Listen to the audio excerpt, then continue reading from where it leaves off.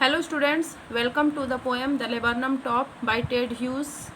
Introduction has been completed in the first part of the video, and in this video we will start reading the poem. The laburnum top is silent, quite still. In the afternoon yellow September sunlight, a few leaves yellowing, all its seeds fallen. The poem starts by describing the top of laburnum tree. The laburnum top is silent, quite still. The poet wants to say that he is seeing a laburnum tree that's top is very silent and still.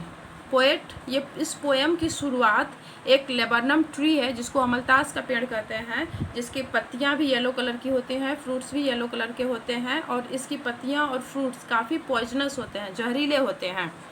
तो उस laburnum top के description से poet start करते हैं कि इसका जो top है, टॉप में ऊपरी भाग वो साइलेंट है, एकदम से शांत है और क्वाइट स्टिल और एकदम से स्थिर भी है। देयर इज़ नो मूवमेंट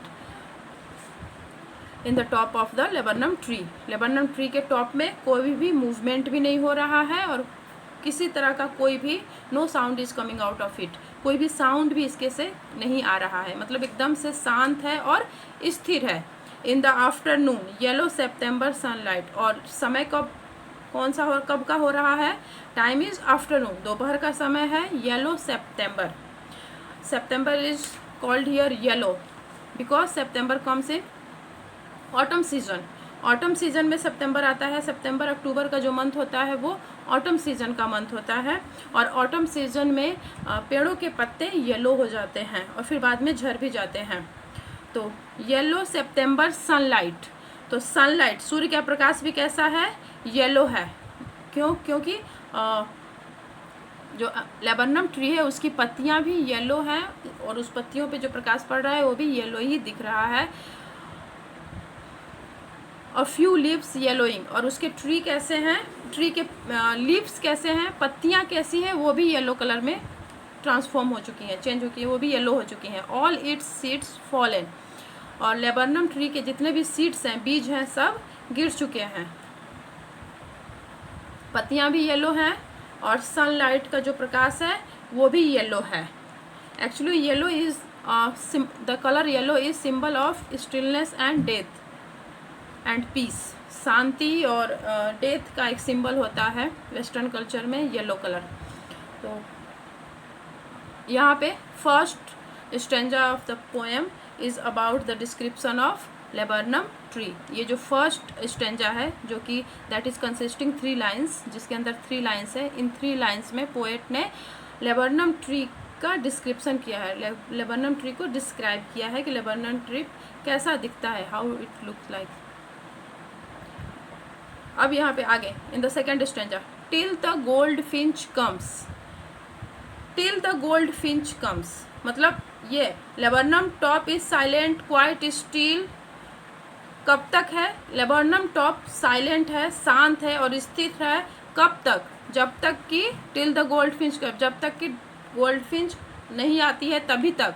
मतलब जब एक बर्ड है गोल्ड फिंच, जैसे कि मैंने बताया था फर्स्ट वीडियो में, वो देखना कि ये जो पोएम है it's about a relationship between gold Finch and laburnum tree. Laburnum tree और गोल्ड फिंच के बीच के रिलेशनशिप को के ऊपर ये पोएम बेस्ड है। कैसे दोनों एक दूसरे को कुछ ना कुछ देते हैं।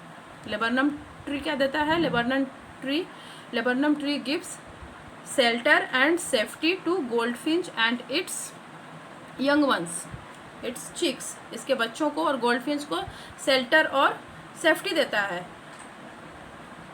और उसके बदले में goldfinch gives liveness and energy to laburnum tree. Laburnum tree जो कि एकदम शांत और स्थिर है उसको लाइवनेस दे देती है, एनर्जी देती है। इसके आने से उसके अंदर हलचल हो जाती है, ये एकदम से शांत और स्थिर रहता है पेड़। कब तक? जब तक कि बर्ड नहीं आई है। बर्ड के आने के बाद उसके वो अब स्थिर और शांत नहीं रहता है, उसके अंदर एक हलचल स्टार्ट हो जाती है। With the twitching chirp, twitching chirp, chirp is the sound of bird.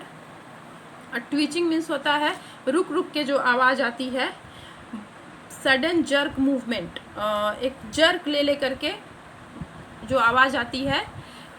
Gold Finch का साउंड कैसा है? उसकी चर्पिंग कैसी है? ट्विचिंग है। चहचहाने की आवाज़ में ट्विचिंग है, जर्क के साथ साउंड आ रहा है। A suddenness, a startlement at a branch end. जो ही गोल्ड फिंच आती है, कैसे आती है? विथ ट्विचिंग चीरअप, चहचहाते हुए आती है। अ सडननेस, सडननेस मीन्स होता है अचानक से। स्टार्टलमेंट, स्टार्टलमेंट होता है amazement. Eight a branch and, branch के अंत में वो आती है। तो एक ब्रांच है, शाखा, लेबरनम ट्री की जो एक शाखाएं हैं, उसमें ढेर सारी शाखाएं हैं। उसी एक बहुत सारी शाखाओं में से एक शाखा में के अंदर उसने अपना नेस्ट बनाया है, और उसी शाखा के एंड पे, उसके अंत पे, जहाँ पे उसका एंड है वहाँ पे आती है एकदम से, और अमेजमेंट, सडननेस आ जाता है। Then sleek as a lizard, lizard होता है छिपकली, छिपकली sleek means smooth and alert and abrupt. और वो बर्ड जो है गोल्ड फिंच, वो कैसी है?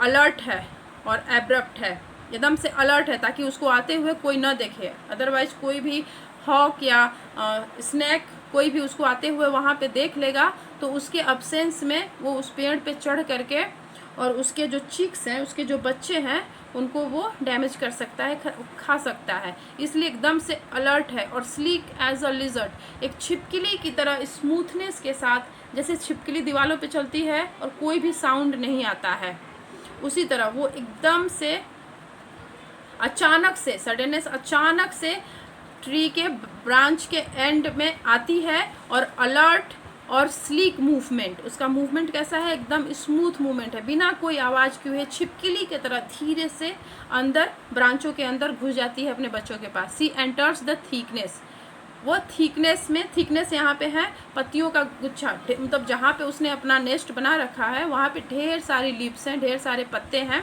इसलिए उसी का थिकनेस है।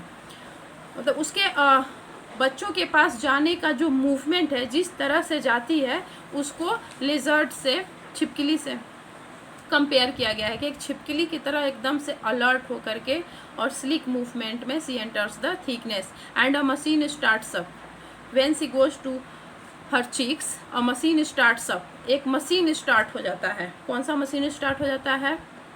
यहाँ पे who is machine in this line? In this line machine is bird, gold Finch, because जैसे कि a machine runs with a lot of sound, in the same way the bird feeds her chicks with sounds. Bird is also chirping and by seeing her chicks starts chirping also. जैसे कि एक machine start हो जाता है जिसमें काफ़ी sounds होता है और उसमें एक्शन भी होते हैं, मूवमेंट भी होते हैं, उसी तरह ये बर्ड क्या है, अपने बीक में वो खाना लेके आई है अपने बच्चों के लिए, और उसको देखते ही उसके बच्चे स्टार्ट्स चर्पिंग, उसके बच्चे चर्पिंग स्टार्ट कर देते हैं एंड फ्लैपिंग देयर विंग्स, और अपने विंग्स भी फ्लैपिंग करना स्टार्ट कर देते हैं। And bird is also chirping and flapping her wings, birds भी अपने चर्पिंग कर रही है और अपने विंग्स को फड़फड़ा रही है।